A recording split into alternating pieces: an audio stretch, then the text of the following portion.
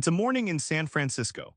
Ayelet Waldman, a renowned writer and mom, sits at her cluttered kitchen table, a tiny vial labeled Lewis Carroll resting in front of her. Her moods have been brutal: blackouts, anger storms, emotional crashes. Her family is on edge. The vial contains something as banned as it is mysterious: LSD microdoses. What happens if she takes 2 drops? Can this forbidden remedy unlock a really good day? That's where her story starts, and it's wild from here. Before the microdoses, Ayelet's life is a storm. Her mood's a volatile roller coaster that drags her loved ones down. Every conventional drug fails, leaving her desperate and skeptical about one final, radical option. In one memorable scene, Ayelet describes a meltdown where she's snapping at her teenage kids and husband, Charles, in a way that scares even herself. She's tried every mood stabilizer, each with brutal side effects. The tension is palpable. That vial from an anonymous activist feels like a strange lifeline, a whisper of hope in a dark house. Microdosing is like planting a seed in a winter garden. It's tiny, almost invisible, but it changes the whole ecosystem. Using just 2 drops of LSD, far below any trip level, it gently shifts brain chemistry. Instead of crashing or high-flying, moods stabilize, creativity sparks, and focus sharpens subtly but powerfully. Just a week in, Ayelet notices something she didn't expect. She can handle her kids' teenage chaos with grace instead of frustration. Those mood storms dull down, replaced by moments of real joy and productivity. This tiny chemical nudge, illegal and risky, turns her world enough to pick up its pieces, and that's just day 7.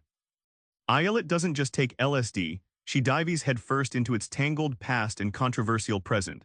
The deeper story is psychedelic science, politics, and culture, all swirling with sharp edges and surprising allies.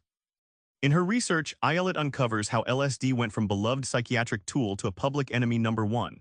Started with brain scientists and therapists in the 50s, then exploded into the 60s counterculture.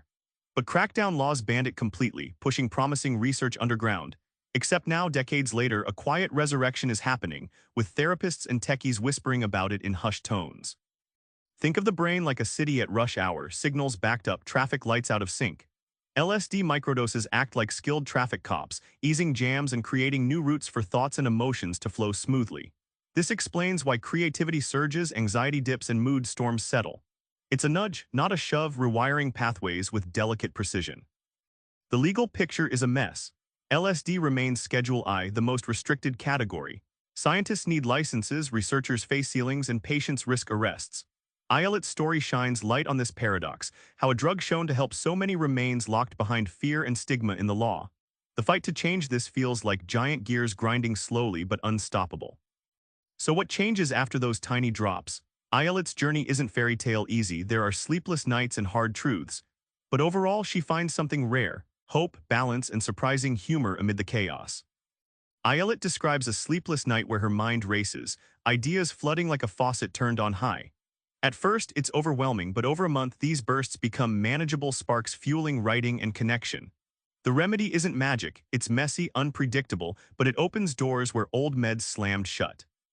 Her husband Charles and their children start noticing shifts too: less fear, less tension at the dinner table.